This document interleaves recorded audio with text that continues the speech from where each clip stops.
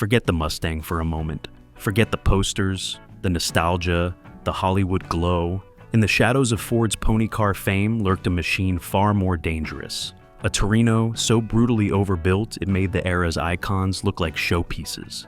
And while most people spent decades worshipping the Mustang, one mechanic quietly rewrote the rules. His name was Shane Klug, and he turned a forgotten mid-size Ford into something that shouldn't exist. A street-legal monster that outran cars Detroit never intended it to challenge. What he did wasn't pretty, wasn't easy, and absolutely wasn't expected. It was revolutionary. Genesis of a street dominator. Picture a machine so aggressive, so physically imposing, that it makes the legendary muscle cars of the golden era look like polite commuters. We often get lost in the worship of the pony car, the Mustang, the icon, the car on every teenager's bedroom poster. But while everyone was looking at the horse, Ford built a brute called the Torino. And one mechanic, Shane Klug, took that brute and turned it into something that defies physics. You have to understand where this started to appreciate where it landed. This wasn't a checkbook build ordered from a catalog. Back in 1992, this car was a tired, leftover relic from the 80s. It was a basic cruiser with a wheezing 302 two-barrel engine, probably sitting high on jacked-up air shocks and looking every bit like a car whose best days were behind it. It was the kind of car you walked past to look at a pristine Mach 1. But Shane saw the potential in that massive steel canvas. He saw a platform that didn't just want to go fast. It wanted to be violent. Over nearly 2 decades, that car evolved from a daily driver to a garage experiment. But the real moment of insanity happened in 2010. That is when the decision was made to stop playing around with standard street engines and drop in a nuclear option. A 572 cubic inch, big block Ford. We aren't talking about a bored-out stock motor here. This is built on the specialized A460 architecture. And that brings us to the engineering nightmare that defines this entire build. The A460 is what we call a tall deck block. That means the actual cylinder bank is physically taller and wider than a standard big block to accommodate the massive stroke required for 572 cubic inches. When you stack that taller block, a high-rise single-plane intake manifold designed to flow enough air for 750 horsepower, and a massive racing carburetor on top, you run into a hard wall of reality. The hood, it simply won't shut. You have a stack of metal that wants to occupy the same space as the hood line. Most people would just cut a rough hole in the sheet metal, stick a gaudy velocity stack out of it, and call it a day. But that destroys the aerodynamics and looks unfinished. Shane did something smarter. He engineered what we are calling the cold air hack. It is a masterclass in fabrication, involving a custom drop-base air cleaner mated perfectly to a modified Boss 429 hood scoop. But don't mistake this for just a cosmetic body modification. This system does something critical. It creates a completely airtight, sealed path for the air. It isolates that massive carburetor from the scorching heat of the engine bay and forces it to drink only cool, dense air from outside. It solves the clearance problem, yes, but more importantly, it turns that hood scoop into a functional atmospheric ram. This specific mechanical synergy is the reason this 1970 Torino isn't just a loud cruiser. It is a purpose-built weapon that is undeniably faster, meaner, and more capable than the Mustangs everyone else is worshipping. The pursuit of cubic inches. If you look back at the automotive landscape of 1970, the Ford Mustang sucks all the oxygen out of the room. It is the icon, the movie star, the car everyone claims they want. But while the Mach 1 and the Boss 429 were grabbing headlines, the Ford Torino was quietly doing the heavy lifting. In fact, the Torino platform challenged the Mustang in total sales volume that year, a fact that often gets lost in the nostalgia. But for a serious engine builder, popularity doesn't matter. Physics matters. The Mustang is a pony car with a tight engine bay. The Torino is a mid-size brawler with a massive engine bay and a heavy-duty structure. If you are planning to install an engine the size of a refrigerator, you don't choose the pony, you choose the workhorse. Shane Klug understood this distinction better than anyone. His obsession with the big block Ford lineage wasn't a passing phase, it was practically genetic. Shane tells a story about being brought home from the hospital as a newborn in a 1966 Galaxy. His father had equipped that car with a big block engine against the wishes of the rest of the family. That deep rhythmic rumble was the first sound he knew. Growing up, he didn't have posters of Ferraris or Porsches on his walls. He had posters of the Boss 429. He was programmed from the start to chase displacement. That chase led him to this specific Torino in 1992. But let's be clear, it didn't look like a race car then. It was a tired survivor of the 80s, sporting pinstripes, those terrible jacked-up air shocks everyone used to buy, and a pathetic 302 cubic inch two-barrel engine. It was a slow, confused cruiser, but Shane wasted no time correcting that. By 1994, the small block was gone, replaced by a garage-built 460 that served him well for over a decade. Most guys would have stopped there. A 460 is plenty for the street. But in 2010, the project took a turn toward the extreme. That is when the 572 cubic inch monster entered the picture. And this is the critical context you need to understand. You cannot just drop an engine with that much torque into a 40-year-old factory chassis. The metal would twist, the unibody would fatigue, the car would tear itself apart. So, Shane didn't just swap the engine, he re-engineered the entire foundation. In 2011, he back-halved the car, installing a custom tube chassis to rigidify the rear suspension points. 2 years later, he replaced the entire front subframe and tied the whole structure together. This is no longer just a restored muscle car. It is a dedicated drag and pro-touring hybrid, structurally engineered to handle violence. This massive investment in fabrication proves that this car was built to be driven hard, which makes the induction problem we are about to discuss even more critical. When you have a chassis this capable, you cannot afford to have an engine that is choking for air. The geometry of mechanical excess. This is where the dream of massive horsepower collides with the hard, cold reality of physical space. We call it packaging, and in the world of high-performance engine building, it is usually the thing that ruins your day. When Shane Klug decided to drop a 572 cubic inch big block Ford into a 1970 Torino, he wasn't just installing an engine. He was creating a vertical clearance crisis that would make a NASA engineer sweat. You have to understand the architecture of this beast. This is not a standard big block that you pulled out of a Lincoln. This 572 is built on the Ford A460 architecture. In the trade, we call this a tall deck block. The actual deck height, the distance from the crank center line to the head surface, is approximately 400 thousandths of an inch taller than a standard OEM casting. Now, 0.4 inches doesn't sound like much. It's less than half an inch. But when you are fighting for clearance under a steel hood, that half inch is a mile. Why is it so tall? Because of the violence happening inside. To get to 572 cubic inches, you need a massive rotating assembly. We are talking about a 4.5-inch bore combined with an equally massive 4.5-inch stroke. You need that taller deck just to keep the pistons inside the cylinders at bottom dead center. This engine is packed with a fully forged rotating assembly, a scat crank, scat H-beam rods, and diamond-forged pistons. It is built to take abuse, but it is also physically larger than anything the Torino engineers ever anticipated in 1970. And the height problem doesn't stop at the block. It gets worse as you go up. The valve train in this thing is absolutely radical. Shane installed a custom ground solid roller cam shaft from Comp Cams. The lift figures are staggering, 0.745 inches on the intake and 0.720 on the exhaust. When you run a cam with nearly 3/4 of an inch of lift, you cannot use a low-profile street intake. It would choke the flow. You are forced to run a high-rise, single-plane intake manifold just to support the airflow demands of that cam. So now we have a taller block and a taller intake. Then comes the cherry on top of this metal skyscraper, the carburetor. You cannot feed 572 cubic inches and 750 horsepower with a standard street carb. The engine demands air volume. It demands a 4500 series Dominator, likely a 1050 CFM unit or larger. If you put a standard Holley 4150 next to a Dominator, the size difference is obvious. The Dominator is taller, wider, and designed for racing. So let's do the math. You have the added deck height of the A460 block. You have the added height of the high-rise intake. You have the added height of the Dominator carburetor.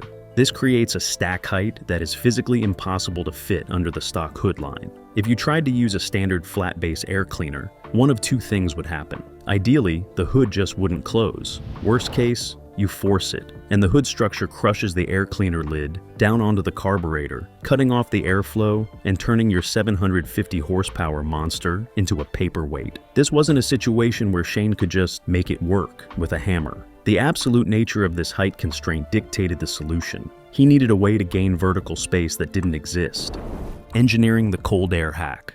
This is the part of the build where the credit card stops working and the angle grinder comes out. You can buy a crate engine and you can buy a chassis, but you cannot buy a solution for a problem this specific. The cold air hack isn't a product, it is a piece of fabrication surgery designed to cheat geometry. The first step was attacking the vertical stack height with a custom drop base air cleaner. Now, if you are unfamiliar with the concept, a drop base is all about recovering dead space. In a standard setup, the air filter sits on top of the carburetor flange. In a drop-base design, the metal pan actually curves downward, wrapping around the carburetor body and allowing the filter element to sit lower than the fuel bowls. It utilizes that empty void around the intake runners to buy you vertical inches. But you have to be careful here. You cannot simply drop the lid until it hits the carburetor air horn. Fluid dynamics dictate that you need a minimum of 2 inches of open space above the venturas to ensure laminar airflow. If that lid is too close, the air enters the carburetor in a turbulent state. Turbulent air messes with the booster signal, disrupts fuel atomization,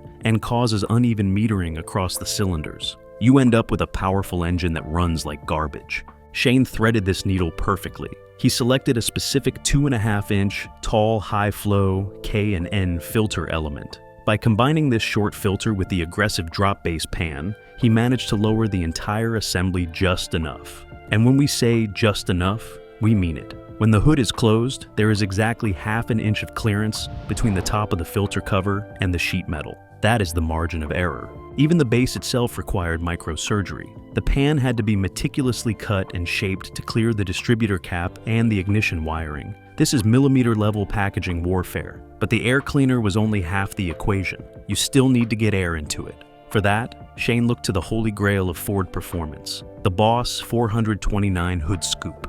It was the perfect aesthetic choice, signaling big block intent. However, fitting it was a nightmare. The reproduction fiberglass scoop he bought was physically too large for the Torino hood. It didn't fit the contours. It looked like a tumor. So the fabrication continued. This wasn't a bolt-on job. He had to slice the fiberglass scoop into sections, downsize the overall footprint, and reshape the mounting flange to match the curvature of the Torino hood steel. Then, he had to bond it all back together into a seamless unit. This refusal to accept close enough is what separates a backyard hack from a master builder. And here's the kicker, the detail that makes this a true cold air hack. The system is engineered so that the lid of the air cleaner seals perfectly against the underside of that modified scoop. It creates an airtight plenum. This means the engine is no longer breathing from the engine bay at all. It is physically isolated. Every cubic foot of air that enters that Dominator carburetor is forced through the front of the scoop. It turned a clearance problem into a sealed, high-pressure induction system. The science of cold power. So, the metal is cut, the fiberglass is bonded, it looks aggressive, but aesthetics don't win races. Physics wins races. And what Shane Klug created with this sealed system is an absolute triumph in the invisible war against thermodynamics. We have to talk about heat. A naturally aspirated big block Ford displacing 572 cubic inches and pushing north of 750 horsepower is not just an engine, it is a thermal reactor. It produces an enormous amount of radiant energy. If you have ever opened the hood of a big block car after a hard run, you know it feels like opening an oven door. Now, imagine being a carburetor sitting on top of that oven. This phenomenon is called heat soak, and it is the enemy of performance. When a carburetor is exposed to that level of underhood temperature, the aluminum heats up. The fuel inside the float bowls begins to expand. In extreme cases, it actually boils. When fuel vaporizes before it hits the venturi, you get vapor lock. You get an unstable, excessively rich mixture. You get a car that is a nightmare to start when hot and runs inconsistently. By sealing the air cleaner lid to the hood scoop, Klug built a thermal barrier. He effectively isolated the carburetor from the engine bay climate. The engine is no longer breathing its own exhaust heat. It is breathing ambient air. This stability is the difference between a dyno queen and a street dominator. It ensures the fuel metering remains consistent run after run, regardless of how hot the headers get. But stability is just the baseline. The real performance multiplier comes from air density. We all know the old drag racers adage, cold air is free horsepower. It's basic chemistry. Cooler air is denser. It packs more oxygen molecules into the same volume. More oxygen means you can burn more fuel per combustion cycle. Let's look at the numbers. On a highly modified, large displacement V8 like this, simply transitioning from hot, under-hood air to a true cold air source is worth anywhere from 5 to 20 horsepower.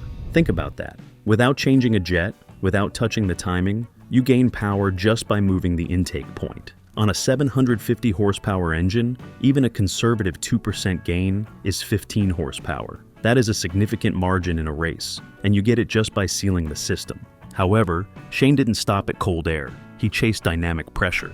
This is where the Boss 429 scoop stops being a decoration and starts functioning as a compressor. As the Torino accelerates, that forward-facing scoop acts like a shovel. At 60, 80, or 100 miles per hour, it rams air into that sealed plenum. This creates a positive pressure zone inside the air cleaner, boosting the engine's volumetric efficiency. It is essentially a very mild form of supercharging. But here is the catch, and it is a big one. Carburetors hate forced induction. They rely on the Venturi effect, a pressure drop, to pull fuel through the jets. When you pressurize the intake with raw air, you can actually disrupt that signal and cause the engine to run dangerously lean at high speeds. The fact that this Torino runs hard at the top end tells us that rigorous tuning happened. This implies Shane had to mess with high-speed air bleeds and jetting on that Dominator to compensate for the pressure variance. When you get that calibration right, the gains are massive. In specialized race applications, effective ram air can add between 15 and 75 horsepower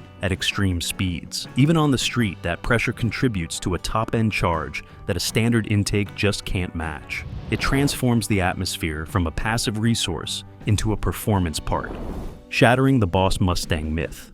There is a claim surrounding this car that sounds bold, almost arrogant. The claim is that Shane Klug's 1970 Torino is faster than Mustangs. Now, to the average car enthusiast, that might sound like fighting words. The Mustang is the golden child of the Ford family. It is the icon. And at the very top of that food chain sits the 1970 Boss 429, the holy grail of muscle cars. It had the semi-Hemi heads, the NASCAR pedigree, and a reputation that borders on mythology. To say a Torino is faster than a Boss 9 is heresy to some people. But we aren't here for mythology. We are here for math. And when you break down the physics of these two machines, the comparison stops being a debate and starts looking like a massacre. Let's look at the benchmark. The 1970 Boss 429 was a beast, no doubt, but it was a heavy beast. In street trim, with a driver and fluids, you are looking at a curb weight pushing 3,700 pounds. The factory rated the engine at 375 horsepower. We all know that was a lie for insurance purposes. In reality, a tuned Boss 429 was making closer to 450 horsepower. That is respectable. But when you divide that weight by that power, you get a power-to-weight ratio of roughly 8.2 pounds for every horsepower. That is the number to beat, 8.2. Now let's look at the Challenger. Shane's Torino, despite being a larger car physically, has been stripped of the heavy luxury bloat and engineered for speed. Estimated at around 3,600 pounds, it sits in the same weight class as the Mustang. But under the hood, the story is violently different. We are talking about a 572 cubic inch stroker engine. Conservatively, this package is producing over 750 horsepower. Do the division on that. 3,600 pounds divided by 750 horsepower. You end up with a power-to-weight ratio of 4.8 pounds per horsepower. Think about that for a second. The Torino has nearly double the power efficiency of the most legendary Mustang ever built. In the world of drag racing, a gap of nearly 4 pounds per horsepower isn't a victory. It is a different zip code. If these two cars lined up at a stoplight, the Boss 429 wouldn't just lose, it would be embarrassed. But the superiority goes deeper than just the engine dyno sheet. Horsepower is useless if you can't put it to the ground. A factory Boss 429, for all its glory, is still a unibody car on leaf springs and bias ply tires. If you launch it hard with 450 horsepower, you get wheel hop, chassis flex, and tire smoke. It is dramatic, but it isn't fast. Shane's Torino is back-halved with a custom tube chassis. That means the rear suspension geometry is engineered specifically to plant those massive rear tires and launch the car without wasting energy twisting the metal. While the Mustang is smoking its tires and fighting for traction, the Torino has already hooked and is pulling G-forces. And finally, bring it back to the cold air hack. A factory Boss 429 suffers from the same heat soak issues as any other carbureted muscle car. After 3 runs on a hot day, that intake manifold is heat soaked, the air is hot, and the power drops. Thanks to the sealed induction system, the Torino is gulping cold, dense air on the first run, the 5th run, and the 10th run. It has the thermal endurance to maintain that 750 horsepower advantage all day long. So, is it faster than a Mustang? It is faster than any Mustang Ford ever dared to build in 1970, and the math proves it. The legacy of mechanical ingenuity. Shane Klug's 1970 Torino serves as the ultimate proof that true hot rodding is an engineering discipline. It is easy to look at this car and just see a big engine, but that misses the point entirely. Anyone with a high enough credit limit can buy a 572 cubic inch crate motor. Anyone can order a tube chassis, but you cannot buy the solution to the problem Shane faced. Faced with the absolute mechanical constraint of a tall deck block that physically refused to fit under the factory hood line, he didn't compromise. He didn't cut a crude hole in the sheet metal, and he didn't settle for a smaller engine. He fabricated a solution. That drop-based system and the modified Boss 429 Scoop represent a masterclass in problem solving. It was a precise, millimeter-perfect integration that turned a packaging nightmare into a performance advantage. This build is defined by synergy. The cold air hack is the linchpin that holds it all together. It solved the vertical clearance issue, yes, but it also unlocked the thermodynamics required to keep 750 horsepower reliable. Without that sealed air path, the engine heats up and loses power. Without the tube chassis, the chassis twists and loses traction. But with all 3 working in concert, the brute force of the 572, the rigidity of the structure, and the intelligence of the induction system, the car transforms. It stops being a vintage relic and becomes a modern street predator. Shane grew up with posters of the Boss 429 on his wall, worshipping the factory legends of Ford performance. But in the end, he didn't just pay tribute to those legends. Through specialized fabrication and sheer mechanical ingenuity, he out-engineered them. He built a machine that is lighter, faster, and more efficient than the very cars he admired. And that is the soul of this hobby. It is not about what you can buy off the shelf. It is about what you can build when the parts don't fit. The geometry is impossible, and you refuse to take no for an answer.